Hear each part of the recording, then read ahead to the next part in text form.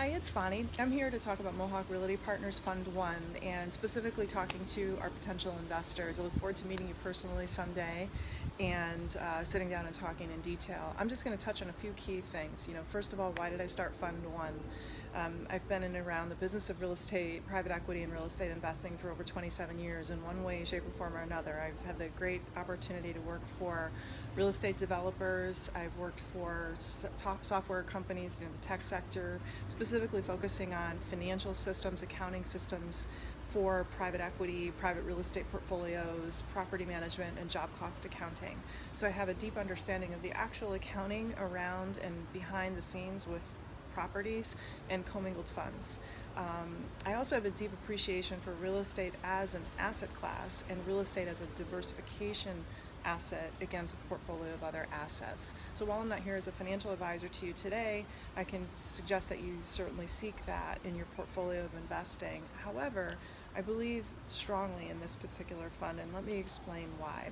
I believe that there are several factors that lend to the success of an investment, especially this type of investment where it's an illiquid, closed-end vehicle. We're commingling investor money, including my money, including that of my partner, Michael Elkins, and you'll hear more from him as well in his own video.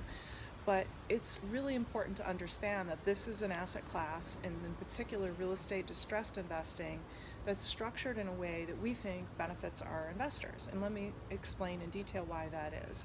Number one, the closed-end structure will allow us to bring in a small number of investors to join with our own capital, invest it in, we think, up to 12 investments in Fund I. And these investments are typically two-family distressed assets that we're buying at a very, very low price in a concentrated geographic region in Schenectady, New York. Why Schenectady? Well, Schenectady has an incredible positive momentum right now, and we think portends a 3 to 7 year huge valuation spike. And we've already seen it actually underway. There is approximately $1.2 to $1.3 billion in commercial development underway with the Rivers Casino by Rush Street Gaming.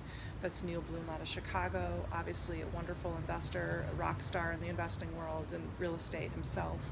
But in addition to the Rush Street project, which is called Rivers Casino, we have the Mohawk Harbor project adjacent to it. We've got Marriott that built two hotels, smaller travel type hotels in the region on the same section.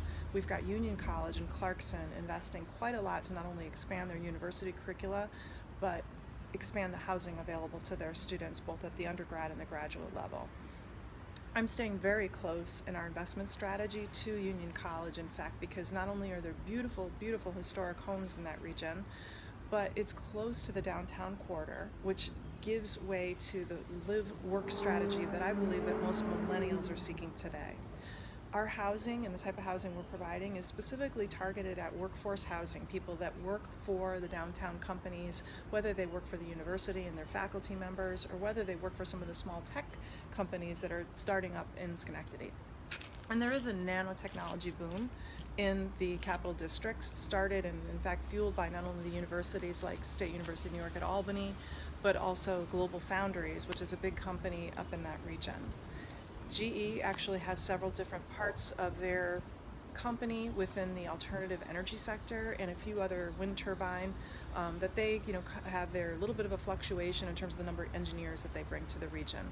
Recently they laid off some, but last year they hired 1,000 engineers. So it's always a fluctuating thing with General Electric. But the good news is that it's a diversified source of employers, some very small and some actually quite large. And we're actually going to try to, with Fund II, bring in a couple of properties which might actually be a good incubator space for small companies. And we're going to use the proximity to Manhattan, which is about 2.5 to 3 hours south on Amtrak. And there is an Amtrak station right in Schenectady.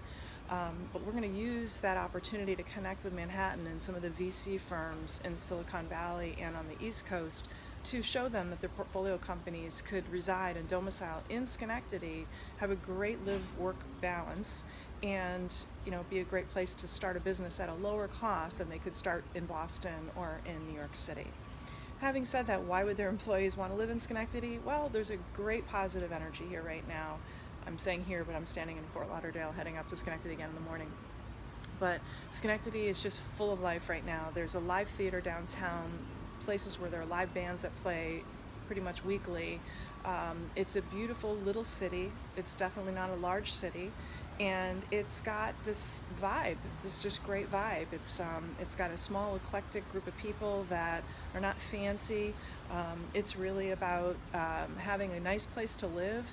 From our apartments, we are walking distance from not only the colleges, but we're walking distance from downtown, approximately 30 to 40 restaurants, bars, wine bars, coffee shops, and there are more popping up. In fact, on the street where we're investing, there are 3 other developers that I know of. One she's an artist, and she's just renovated a church that used to be St. Mary's Church, and she's trying to turn that into some sort of art venue, wedding venue, and so forth. So there are other developers investing on the same quarter where we are.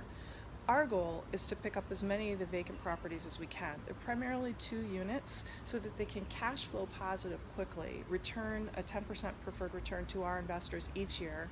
Michael and I have decided to pay our investors first so that even though our money is all in, we have the opportunity to give a nice preferred return, 10% versus, let's say, the U.S. Treasury bond or the U.S. 10-year at maybe 2.3 right now. I realize that we're certainly more risky than the U.S. Treasury bond, which is a proxy for a risk-free asset. But in addition to that, we feel strongly that there's very little risk in this because of the fact that we can show you on paper how not only we cash flow positive, but we're already, when we complete the properties and the renovation costs being approximately $150,000 per property, we can show you that by purchasing so low and putting that renovation cost in, we already finished the job approximately at valuation. So we're able to hold the properties for 3 to 5 years, maybe a little bit longer in some cases as we see the valuation curve spike up, and use that as an opportunity to eventually pay back approximately, we're aiming for 1.75 to 2.5 multiple on each asset. So we think that's going to provide a great IRR to our investors over a 4 to 7 year period. We seek to exit out of all the assets in Fund I approximately by year 5 or year 6, so that way we've established a great track record, return capital to our investors at a high return, and in addition to that, we have already identified a few larger properties in the same vicinity for Fund II. That's our strategy. We think it's going to work because we see it playing out already. We're already 5 of the 12 investments in, and each of our investors will partake in those investments. We are going to use a small amount of debt at approximately 50% loan to value on a few assets, plus we have grant money available to us, which will collectively boost the return for our investors. So we're excited about that as well. We have the backing of Metroplex in the Capital Region Land Bank. You can check our Dropbox file link to see a beautiful letter of support that they gave us about the projects and how we're progressing already. We're going to be posting not only YouTube videos to show the progress of each investment, but we certainly in our quarterly reports to investors and some monthly reports, you'll be seeing the monthly progress of each of the assets as the progress of the renovation continues. We look to have our first property cash flowing with renters actually this spring, end of spring, early summer. So we're excited about that as our investors can come in and immediately enjoy and partake in the 10% preferred return. Just a tiny bit about me. I'm from the Capital District, so this is very personal to me. I really, not only am I personally financially invested into this, but I really want to have the opportunity to show my family and friends that this is something I take very seriously. I'm trying to provide a real positive impact on the community there, hiring local people, helping the youth in the area realize that the skilled trades are a great place to focus their occupational years. I just have great support in the area. I've got a large extended family on my mother's side. My mother still lives in the house I grew up in, about 14 miles from these properties. So I'm all in and look forward to meeting you personally and talking more about the assets within Fund I for Mohawk Realty Partners. Call me anytime. Follow me on Instagram, which is InvestorGirl42. And thank you for considering this investment. Have a great day.